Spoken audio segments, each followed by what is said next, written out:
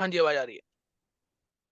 Okay, तो हम बात कर रहे थे, हमें regional manager wise return orders चाहिए थे ना।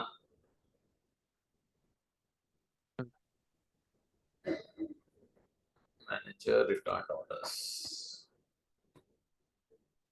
मैंने क्या किया था, कैलकुलेट किया था count of return order IDs और रीजनल मैनेजर उठा लिया पीपल से और मैंने लिख दिया चक मैगी। ठीक है, तो मुझे चक मैगी के ऑर्डर्स आ जाने चाहिए। यहाँ पे मैंने एक टेबल ले लिया जहाँ पे रीजनल मैनेजर वाइज सेल्स आ रहा है, तो इसको थोड़ा अपडेट करते हैं, इसको हम रिटर्न ऑर्डर्स ले लेंगे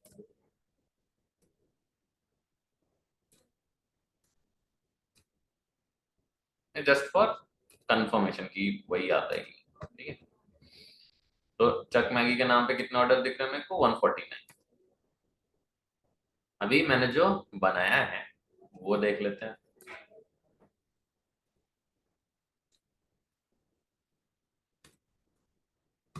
ये आ रहा है 149। ठीक है, इवन दो मैनेजर जो है, मतलब पीपल्स वाला जो टेबल है वो रिटर्न वाले टेबल से कनेक्टेड नहीं है कहीं भी तक।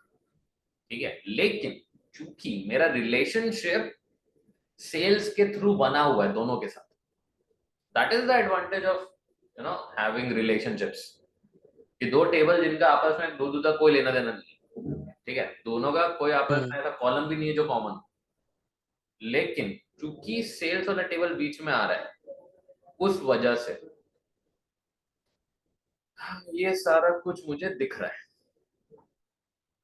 समझ गया। एक बारी मेजर दिखाओगे क्या लिखा था? हाँ, मैं वो दिखा देता हूँ। मेजर क्या था? ठीक है, मतलब नॉर्मली जो हम लोग एक टेबल में लिखते थे वही अब दो टेबल हम्म। के हेल्प से लिख रहा हूँ। कॉलम्स उठा लिए रिटर्न का ऑर्डर आईडी और ठीक है। रीजनल मैनेजर उठा लिया पीपल का, तो रिटर्न्स और पीपल के बीच में ये कैलकुलेशन चल रही है। बट इसमें ऑर्डर का तुमने कुछ लिखा ही नहीं है। हाँ नहीं, बिल्कुल, वही तो जो ऑर्डर वाली टेबल उसका तुमने कुछ लिखा ही नहीं ना इसमें। सबसे जबरदस्त चीज तो यही है कि ऑर्डर्स का कोई मतलब ही नहीं, उसमें ऑर्डर का कोई जरूरत ही नहीं पड़ा। एंड हाँ। Still it is doing a calculation. तो वो इंटरनल मैपिंग जो हमने बनाई थी ना रिलेशनशिप्स में, उसकी वजह से। हम्म। ठीक है, तो वो अच्छा। आइडेंटिफाई कर लेता है, बार भी आइडेंटिफाई कर लेता है कि अच्छा चलो ये रिलेशनशिप बना हुआ था तो इसका इसके साथ ये नंबर बनता है। ठीक है। समझ लो। रिटर्न्स का ऑर्डर आईडी निकाल लिया पीपल से। ठीक है, समझ गया। अब प्रशांत, एक चीज ये बताओ, जैसे कि आपने टूल टिप बताया था, ठीक है, वो हाँ होवर करके दूसरा पेज नेविगेट हो जाता है। ठीक है। हाँ अब मैंने जिस पेज को नेविगेट कर रहा हूँ उस पेज पे मेरा ऑलरेडी मेजर लिखा हुआ है, फॉर एग्जांपल। हाँ ठीक आएगा। है, अब मेरा जैसे मेजर लगा हुआ है, अब मेजर मेरे में फिल्टर लगा हुआ है उस पे, जैसे हाँ ईच का मेरा मेजर बना हुआ है, अब मेरे को ईच का नंबर ही शो करेगा। अब हाँ जब मैं उसे वहां पे टूल टिप पे लेके जाऊंगा दूसरे पेज पे, तो फिर वहां पे कैसे इफेक्ट आएगा वहां, क्योंकि मेजर में तो ऑलरेडी देखो मेरा ईच वही का बात है ना फिल्टर कि लग। अगर मेजर तुमने इस तरीके से लिखा है कि अब जैसे यहाँ पे कोई कैलकुलेट में हमने फिल्टर नहीं डाला है, सिर्फ ये डाला था कि रीजनल मैनेजर चक मैगी होगी। ठीक है, हाँ। अगर मान हाँ। लो तुम्हारे पास वहां पे रीजन है, ठीक है, अब तुम रीजन पे जाके क्लिक करोगे ईस्ट वेस्ट साउथ, ठीक है, उसकी वजह से इस पे इफेक्ट दिखेगा। हाँ, इस पे दिखेगा। हाँ, ये चूंकि टूल टिप पे रहेगा, टूल टिप जिस पे भी पॉइंट करोगे वो फिल्टर इस पे आ जाएगा उस पर्टिकुलर मोमेंट, क्योंकि हमने ऐसा तो कुछ लिखा तो नहीं है ना, जो हमने ये वाला लिखा था जहां पर भी तुमने फिल्टर्स फिक्स कर दिए हैं, हम्म। जैसे एक्सेप्ट वाला हमने लिखा था, या ऑल एक्सेप्ट ऑल लिखा था, या ऑल एक्सेप्ट लिखा था, उसकी बात कर रहा हूँ। अब यहाँ पे क्या है कि मैंने बोल दिया कि रीजन के अलावा कोई और फिल्टर का उस पर इफेक्ट नहीं दिखना चाहिए। तो ये अगर तुम हम्म। टूल टिप पे लेकर के वहां पे दिखाने की कोशिश करोगे तो हम्म। रीजन अगर है तब तो चलो कोई नहीं, वो तो ऊपर नीचे हो जाएगा। ठीक है, लेकिन उसके अलावा कोई भी और पैरामीटर पे तुम हवर करोगे ना, उसकी वजह से तुमको डिफरेंस नहीं दिखेगा। तो अच्छा, तो यानी कि मेजर वहां पे भी काम करेगा करेगा। बिल्कुल, इनबिल्ट प्रॉपर्टी जो तुमने मेजर में लिखी है वो कहीं पे भी तुम जा रहे हो, ठीक है, वो काम हम्म। करेगी। ठीक है। ठीक है ना। समझ गया।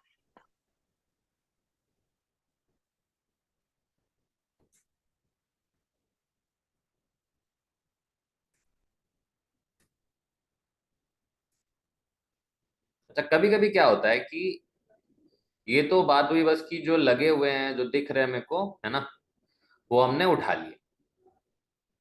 हम्म। कभी कभी हमें उठा करके कैलकुलेशन के अंदर वो एक्सप्रेशंस में भी चाहिए हो सकता है। ठीक है, फॉर एग्जांपल जैसे मान लो, अच्छा मैनुअल टेबल बनाना बताया था, मैनुअल टेबल भी तुम बना सकते हो इसमें, खुद का कोई हाँ, अगर मैनुअल टेबल बताई थी आपने। बताया था ना। ठीक है,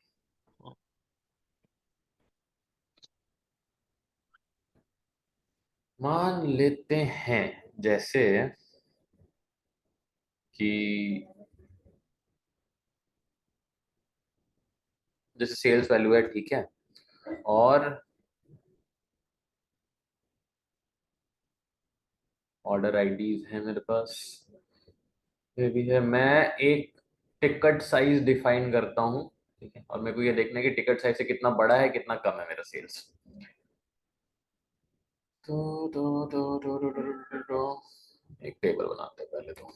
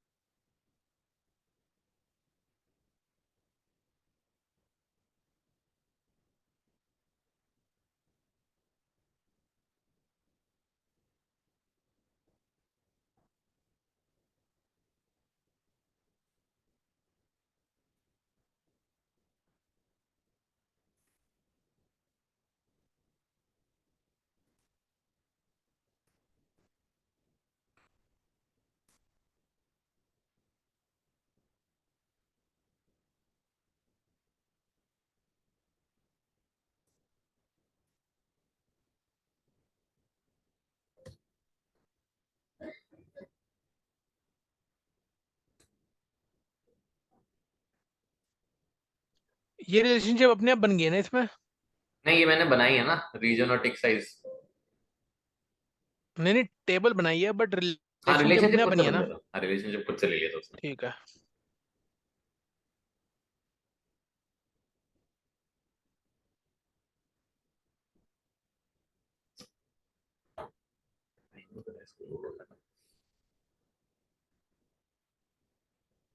हार्डवेयर के साथ एक ही बस ये बड़ी दिक्कत है, जैसे जैसे तुम रिलेशनशिप बढ़ाओगे, डेटा साइज बढ़ाओगे, मेजर्स ज्यादा बढ़ाओगे, कैलकुलेशंस में टाइम लेगा। हाँ वो लोड लेने लग जाता है। मेजर्स हर बार कैलकुलेट होता है ना, इतनी बार भी हम्म। तुम्हारी डेटा अब इधर उधर होगा, जो भी रिफ्रेश होगा, तो मेजर हमेशा बार बार कैलकुलेट होंगे। तो मेजर्स बनाने के पीछे ना एक थोड़ा सा पंगा फंसता है कि वो तुम्हारा प्रोसेसिंग टाइम बढ़ाता चला जाएगा जितने ज्यादा मेजर्स बनाओगे। इसीलिए कोशिश हमारी यही रहती है कि पावर क्वेरी में ही जितना हम बना ले, ठीक है, उतना अच्छा। हम्म। चलो कोई नहीं, यहाँ से भी पता तो होना चाहिए। ठीक है, तो अब मैं क्या चाहता हूँ कि sales divided by tick size, ठीक है, वो मेरे को कैलकुलेट करना है। Point of difference being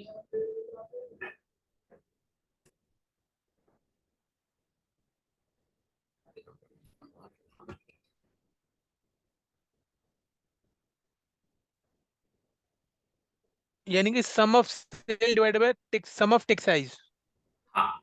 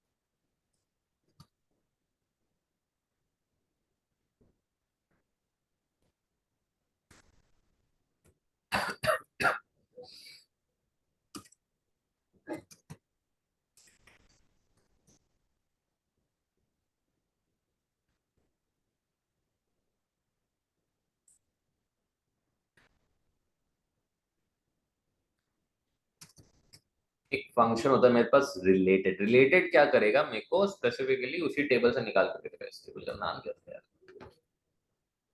table ही नाम था, ठीक। मेरे को टेबल का टिक साइज चाहिए, अच्छा उसको डिवाइड करना है हर एक स्पेसिफिक रीजन के लिए, है ना।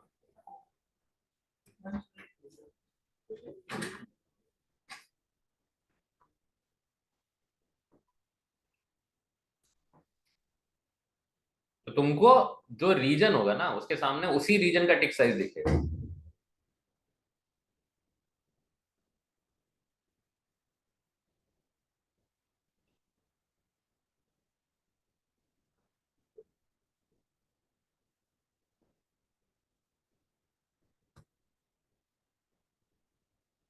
और ओवरऑल फिर ये सम करके देगा। तो यहाँ पे जो मेरा कैलकुलेशन चल रहा है sales divided by tick size, ठीक है, और उसके बाद फिर उसका सम होगा। लेकिन यहाँ पे टिक साइज हर एक रीजन के हिसाब से, जैसे अगर सेल्स तुम्हारा वेस्ट का है तो वेस्ट वाले टिक साइज से उसको डिवाइड किया जाएगा।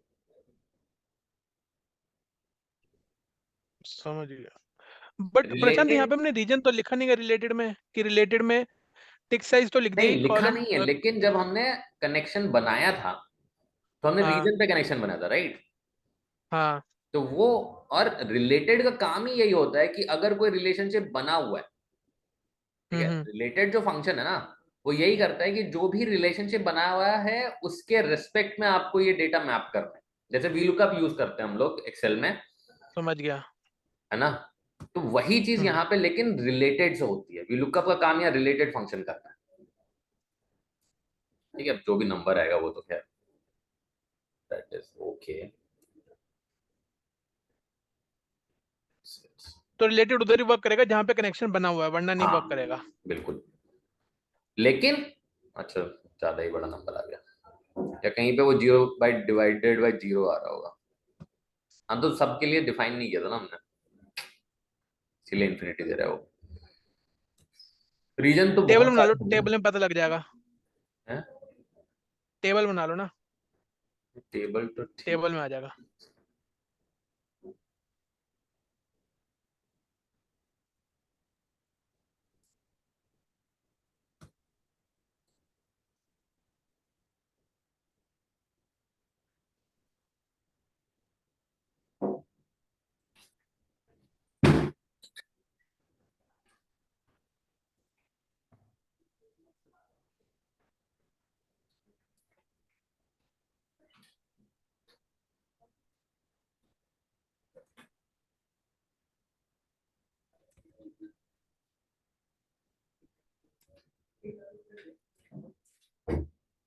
चलो क्या क्या आ रहा है हमारे पास, देखें। सेंट्रल ईस्ट साउथ वेस्ट, तो इसमें ऐड कर देता हूँ। सेंट्रली तो नहीं, ईस्ट साउथ वेस्ट तो डाल ही देता हूँ मुझे।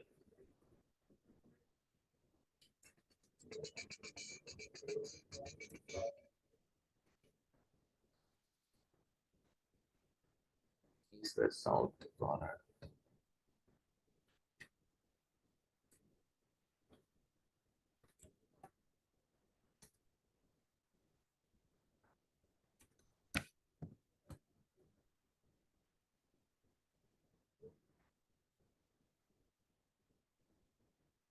एडिट टेबल करनी है।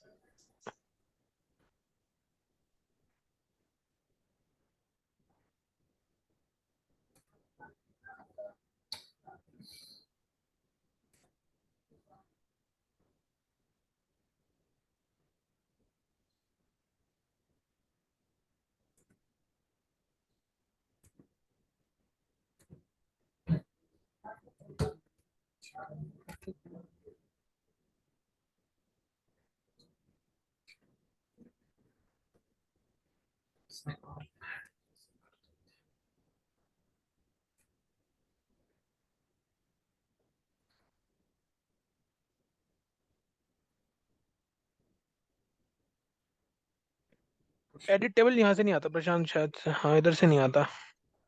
रिपोर्ट व्यू में आएगा।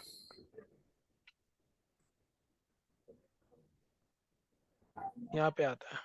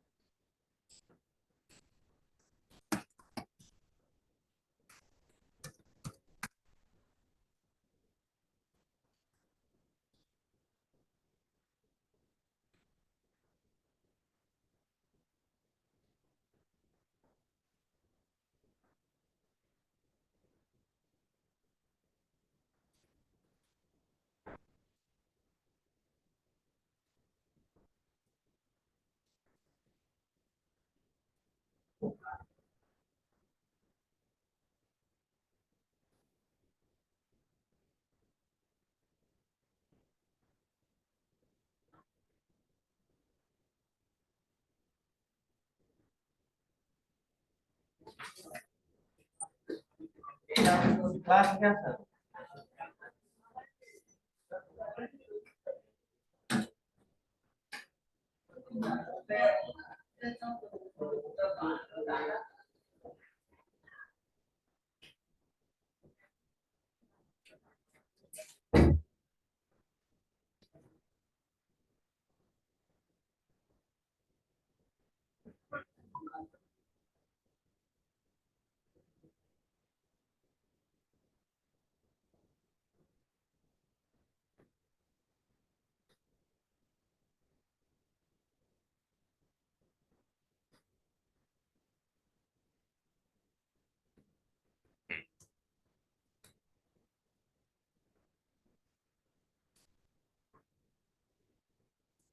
तो अब चूंकि सबके लिए वो मैप कर रहा होगा इस वजह से, and since the numbers are high enough, ठीक है, सेल्स वैल्यूज के रिस्पेक्ट में जो मेरा टिक साइज हो काफी हाई है, इस वजह से टोटल वैल्यूएशन जो है काफी कम आ रहा है। But that is exactly what the point is related का, कि आप जो भी वैल्यूज हैं, ठीक है, उसके रिस्पेक्ट में उठा के लेके आते हो।